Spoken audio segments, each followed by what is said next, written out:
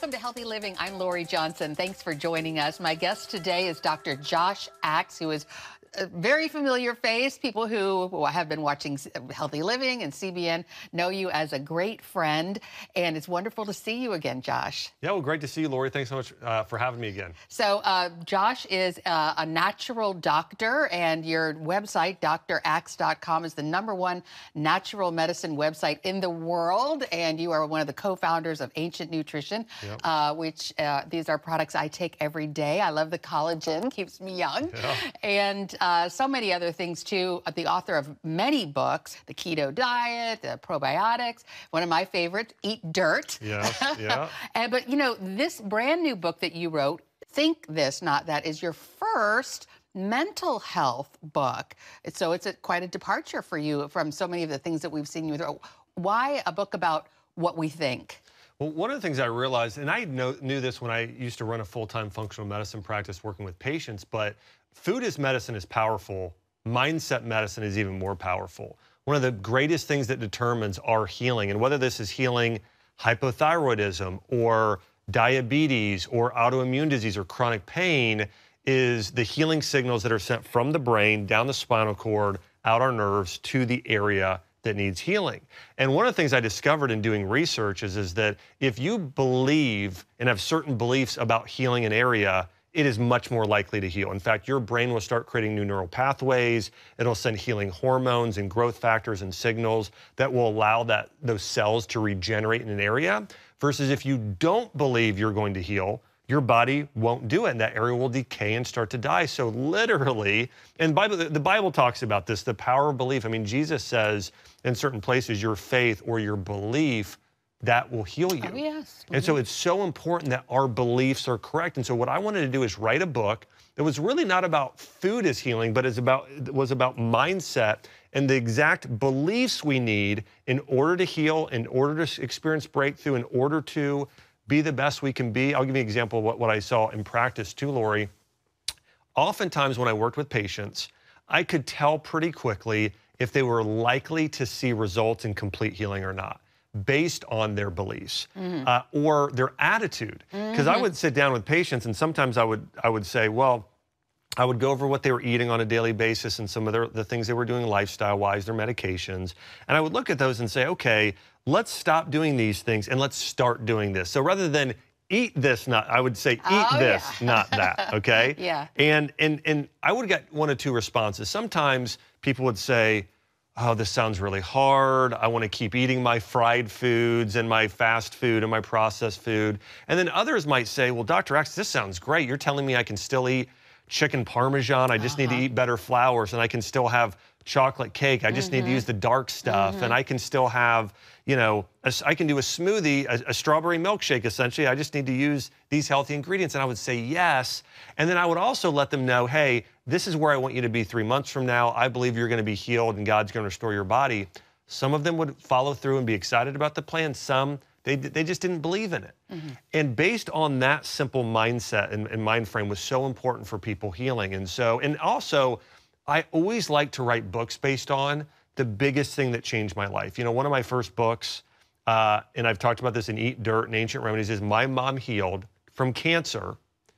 And a big part of that was her food and her mindset. Those were two big things. So I've written books on my mom healing from cancer. Well, the other big thing that has really changed my life is my own beliefs and me finding my purpose and me overcoming limiting beliefs in my life. And so I wanted to write a book that really would help people break through those limiting beliefs that are keeping them from being who God truly created them to be. Well, you know, I find that really sort of surprising because I've known you for many years, and you are one of the most optimistic, positive people, and very cheerful outlook. So it's hard for me to believe that you ever had sort of like negative thoughts before. And, you know, I feel sort of like a lot of people think that you just kind of either are optimistic or you aren't. You just you're a kind of glass half full or a glass half empty person. And don't realize that you can actually change your outlook on life. Yeah, absolutely. And I'll tell you what got me starting to think negative, and it was a series of time in my life. And by the way, I think a lot of people are going to relate to this because we've all had something similar like this happen. So when I was a freshman in high school, I had a teacher ask me to stay after class. And I had just gone to a Christian school, my first time in a public school, freshman English. And the teacher said, Josh, would you stay after? I stayed after, and she said, what do you want to do after high school? And I said, I want to be a doctor. And the reason I said that was the year before, my mom had gone through breast cancer and chemotherapy and all the things. And I remember thinking to myself, when my mom was going through chemo, I want to help people like my mom, and I want to find a better, more natural way, so I want to be a doctor. When I told her I wanted to be a doctor, she laughed out loud. Oh, that's terrible. I know, I think so too. But she laughed and she said, listen, Josh, with your GPA, you'll never get into med school. She said, my own daughter had a 3.8 GPA, barely got in. She said, with your grades, you'll be lucky to graduate. She said, you got an F on this paper, you're getting a D- in my class, you need to try harder. By the way, 2 weeks after that, my mom brought me in to see a doctor. And he talked about me like I wasn't in the room, and he says, your son has really severe ADHD. He's going to have trouble learning, and I recommend he get on medications. Well, my mom didn't put me on medication. The medication was called Ritalin, and didn't put me on that. But I remember hearing, in the course of 2 weeks, a teacher tell me, you'll never get into med school, and then a doctor saying, you've got a learning disability, you have ADHD. And so then throughout high school, I thought, well, gosh, I'm not smart. I'm not only not smart, the doctor diagnosed me as being medically not smart, so why even try? I graduated with a C- GPA. I applied to a bunch of colleges, got denied by all of them, but there was one college I kind of wanted to go to. They wrote me a letter and they said, basically they said, you're not in, but if you come and take summer school and average above a 3.0, we'll let you in. It was the University of Kentucky. So I said, I don't want to be the kid that stays home. I really want to go and try. So I went, and the first class I had to take was English 101, and my first big assignment was a paper. And so I did the paper. I really tried this time. I handed it in, and then I had the teacher ask me a few days later. Her name was Miss Williams. She says, Josh, can you stay after class? And Lori, I thought, oh no, not this again. I probably failed. And she said, what's your major? And I said, well, I haven't chosen a major. She said, well, I think you should consider being an English or journalism major because you're a great writer. You literally got the highest grade in the class, and I think you're a really talented writer, great job. And I walked out of the classroom thinking, wow, I can do this. Now, I didn't go on to become a journalism major. Now, I have written 10 books now, but I did become a doctor. I graduated Johns Hopkins University later on with a 3.9 GPA. All that to say, I had one teacher and one doctor say something negative to me, and it totally crushed my self-esteem and my beliefs, and I started thinking very negatively. And then I had another teacher tell me, you're capable, you can do this. I decided to believe that truth and went on to do some things I'm really proud of. But you know what? If I would have held on to those negative limiting beliefs, you and I wouldn't be talking today. I never would have become a doctor, never would have started an ancient nutrition, never would have done any of those things.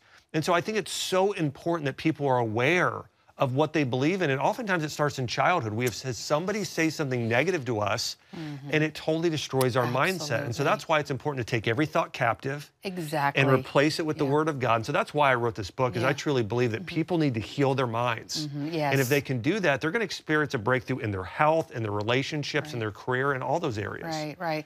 What you're saying, we just really have to talk about it, about the influence that we have on children. And I've seen so many parents who, you know, you're never going to amount to, and I've seen people talk to their kids that way, you're never going to succeed. And it's just, it's crushing. But then on the flip side, all you need is somebody who says, you're good, you're capable, I believe in you, believe in yourself. So the impact that we have on young people is just tremendous. You know, some of the things that you talk about in here remind me of coaching, because one of the things that I really have heard a lot about regarding sort of like sports is when you visualize success. You know, and you see people at the Olympics and they're like going through their routine, you know, visualizing getting a perfect 10. So talk about some of the things. You have 12 different mindsets that people kind of need to sort of take hold of in order to think positively. Yeah, one of those is what I call visualization or realization. This is really based on the Bible. You know, God told Abraham, look at the stars of the sky. You know, so numerous will your descendants be. And so I really think that God uses this visualization for people like Abraham and others to really see the sort of future he wants us to have. And so one of the mind shifts is go from being non-specific and just kind of floating through life to visualizing what you want and then creating a specific plan in order to make that a reality. there's a lot of people I don't think that have really pictured exactly what they want in their life, what they want the relationships with their kids to look like, what they want their career to like, what they want their health to look like. So getting very specific about those things, visualizing what you want that to look like, and then creating a plan of what exactly do I need to do in my life. So let's say, for instance, somebody is watching this and they want to lose 30 pounds and get rid of their chronic pain and reverse a condition they have. Maybe it's a hormonal issue that they're having. And so they want to picture themselves in that great shape. Well, now we need to create a plan in order to make that a reality. So it really goes from actually the first step is prioritize. What are your biggest priorities in life? Go through your faith, go through your family, go through your fitness, go through your finances, and think about, what do I want each of those areas to look like? The next step is then visualize. So prioritize, visualize, then strategize. Yeah. What's the exact strategy and plan in order for that to happen? And then it's systematized, so create the habits and schedule in order to start moving in that direction, and then you're going to realize the results. So that's one example. I have some amazing graphics in the book that really go through how to do that. Fantastic. All right, we're going to take a break and be right back with Dr. Josh Axe. The book is called Think This, Not That. Stay with us. Welcome back to Healthy Living, and we are continuing our discussion with Dr. Josh Axe. The book is called Think This, Not That. And you talked about visualizing success, and rather than, for example, thinking, oh, this workout's going to be so hard, think how great you're going to look in that size 4 dress or something like that. But also, I love the way you say you do sort of have to have a plan. You can't say just like, oh, I'm going to lose 30 pounds without figuring, well, that means every day I have to wake up at 5:30 and lift weights, and et cetera, et cetera. Talk about some of the other new mindsets that people need to adopt. Let me share one mindset that I think people are really going to resonate with. And this is really connected to my grandfather. And by the way, my grandfather was a huge fan of Pat, watched the 700 Club every day, and lived to be 96 years old, was a World War II veteran. And I was at his funeral. This was several years ago. And there was the point in the funeral where the pastor asks everybody, does anyone have any final words about this person? My grandfather's name was Howard. So he said, are there any final words about Howard?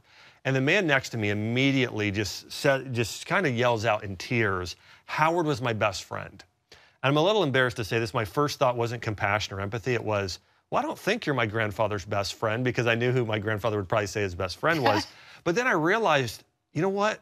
My grandfather, I'm sure there was hundreds of people in the room for my grandfather's funeral. I thought my grandfather probably was their best friend. In fact, he was probably the best friend of half the people in this room. And it made me start really thinking about defining success. I think most people define success about what they accomplish in life. We think about, well, did I get the raise? Well, did I make a certain amount of money? Was I able to retire at this point? Was I, did I get a certain level of recognition in my life? But what I realized about my grandfather is he never really had any great accomplishments. Like he was never on the cover of Forbes magazine or was never on a major TV show. He didn't have hardly any money when he retired. However, he became an incredible person. He didn't have an accomplishing mindset. He had a becoming mindset. My grandfather was generous. He was kind. He was loving. He helped transform the lives of so many people because of who he was as a person. In fact, a cool story, my grandfather, when he was in his 40s, he went from the Navy to work for this company called Ohio Bell, fixing telephone lines, poles outdoors. And in his 40s, he realized, this is not what I want to do the rest of my life. So him and my grandmother took their life savings and bought a lake and some land, and they started a campground and a swim park. So people held family reunions there, Christian retreats there, all kinds of things. And he would go back and he would pray for the campers, give them money, food. And at the funeral, people were just saying things like, Howard, saved our marriage. He did all these things. But my grandfather really took a risk and really focused on being a servant to others, making other people's lives great. It was the focus of his whole life. And so when I was at his funeral, I realized, I want to be like my grandfather. And there was someone else I admired before him. It was Lance Armstrong, because I was a triathlete, I was a cyclist, and I thought, well, Lance has accomplished all these great things. However, he got caught for doping, and he cheated. And I remember even in his book, he said, win at all costs. But it reminded me of the Bible verse of, what good is winning the world but losing your soul? And so I thought about, he had an accomplishing mindset. He would achieve and accomplish even if he lost his family. But you have someone like my grandfather who didn't care about accomplishments. He just wanted to become a certain sort of person. So this is one of the things I get to even more in the book of how my grandfather did this. But really, rather than focusing on just a to-do list, focus on a to-be list. So here's one that I did, and it really transformed my life, Lori. I'm going to be an encourager. Oh, I'm going to go around all day and just encourage others and look for the best in them. Because I was more negative at one point in my life. And when I started focusing and having this mind shift of, I will be an encourager. I will look for life in people. I know life and death is in the power of the tongue. I'm going to be the Miss Williams, not the Miss Noble, that teacher who goes and it gives people those living words. And that has been such a powerful thing for so many. This is great stuff, and you have achieved that goal. You are so encouraging, and so many millions of people have benefited from it. Praise the Lord. All right, we're going to be right back with Dr. Josh Axe to talk more about his new book, Think This, Not That. Welcome back to Healthy Living. We're talking with Dr. Josh Axe about his book, Think This, Not That, Mindsets that can transform you. And one of them is to stop thinking in a limited way, limited beliefs. I'm too old to start a new career. That's a limiting belief. Talk about why it's so important to get rid of those. Yeah, well, basically, limiting beliefs are the thing that put a cap on your growth. And so if you want to achieve the greatest things you can in life or become the greatest person you can be, you have to eliminate limiting beliefs. You know, most of the time, limiting beliefs, they're about three different things. We have limiting beliefs about ourselves, as you said. I'm too old, it's too late in life, I have a genetic issue, or my DNA's bad, or whatever it was. It's sort of a victim mentality oftentimes, but it really comes into us believing negative things about ourselves. We also can have negative beliefs about others. Like, well, people are just bad in general, they'll take advantage of me, or something like that. And then also we have negative beliefs about just the world, about maybe the way God set it up, where there's a scarcity mentality. There's only so much to go around, and I need to fight others for it. And then, of course, with others, I also throw God in the mix there. A lot of times we have limiting beliefs about who God is. And so one of the things that's so important to is identify the limiting beliefs about ourselves, about God, about others, and about the world, because if we don't do that, we'll never experience a breakthrough. I'll give you an example. If I would have believed that I couldn't heal from this devastating illness that I personally had of the spine infection, then I probably would not have done the things I had done in order to heal. The other thing is my brain, if you don't believe you're going to heal, your brain will not seal those healing messages. I'll give you an example of this too in the placebo and the nocebo effect. The placebo effect is if you take a sugar pill or believe you're going to heal, in many cases you will. There are medical scientific studies showing this. Absolutely. Now here's a crazy one, Lauren. You might have heard of this one before, but there was a case study with a man, and the man had liver cancer. And his doctors diagnosed him with liver cancer and told him he'd have 3 months to live. Well, the man passed away 3 months later. They did an autopsy on him, and they realized, well, we misdiagnosed him. He had a small benign tumor on the side of his liver we could have removed, and he could have lived another 30 to 40 years. So the man had nothing wrong with him. He died because he believed he would die. Right. Our beliefs are that powerful. I still teach people to eat this, not that. Well, now I really believe the more powerful thing to teach people is to think this, not that. If you're thinking any of the wrong things about yourself, about God or the world, it'll keep you from healing. It'll keep you from blessing others. It'll keep you from doing those things you want to do in your life. Like, a lot of people have not written that book they were called to write. A lot of people have not pursued that career. A lot of people have not attempted to heal their condition because they've had a doctor tell them, you've got to live with this condition the rest of your life. You have to take this pill the rest of your life. And we've believed them. We are living in a world today, Lori, that is full of so many lies. You know, I mean, I know we experienced this over the past year. For instance, here's a lie we believe is that the government and medical experts know about health. They never study health. They study disease. They don't study health. So there's a lot of lies we believe, including about ourselves, that are keeping us from breakthrough. What people should do instead is this. Number one, write down, what is that lie I believe? Yes. First thing you should do, take that thought captive, write that down. The next thing you should do is write down, what should I believe? What's the most positive thing I should believe? And then go to the Bible and look at what the Bible says, and then go and ask others what you should believe and why you should believe it. So for instance, if you believe you're too old, well, write that down, and then write down, who is somebody that accomplished this? Somebody that reversed the disease, somebody that, walked the half marathon, somebody who did whatever that thing is you want to do, and they did it at your age, and then compile stories and the testimonials of that, and then read those daily, and then start to take action. Our thoughts control everything. They are the most important things about ourselves, and yet we often don't even pay attention to what we're thinking. And this is such fantastic information. We're going to take one final break and be right back with Dr. Josh Axe. The book is called Think This, Not That. Welcome back. We're talking with Dr. Josh Axe about his new book, Think This, Not That. And we just scratched the surface. There's so much more to this. Where can people find the book, but also find out more about you? You have such wonderful teachings on every possible subject. Yeah, I would say, people should check out my new podcast. It's called The Dr. Josh Axe Show. I've had some amazing guests. Carrie Underwood was recently on. So many others. People can find that on iTunes or YouTube and just search Dr. Josh Axe. You'll find it on there. And then the book here is Think This, Not That. Lori, it's the best book I've ever written. I can say that with confidence. I wrote the entire thing while I was in bed and couldn't walk. Now I'm up and I have my health back. I truly believe it's the book that's going to help people experience that breakthrough they've been waiting for. By the way, if people go and buy the book today, they can go on Amazon or any bookstore, and then they go to joshaxe.com, so joshaxe.com, and then you just plug in the code you got when you bought the book. I'm giving people $500 worth of free content, including a video series, a workbook, and bonus interviews, loads and loads of content if they go and get the book today. That is a fantastic offer. Well, God bless you. I'm so happy that everything turned out well for you, and there was a purpose behind it. You're going to help so many people by what you went through, and it was just, as always, a joy to see you, Josh. Thank you so much for being here. Well, thanks, Lauren. As always, God uses all things for good. Indeed, He does. Absolutely. And thanks to you for being here for this edition of Healthy Living. I'm Lori Johnson. We'll see you again next week.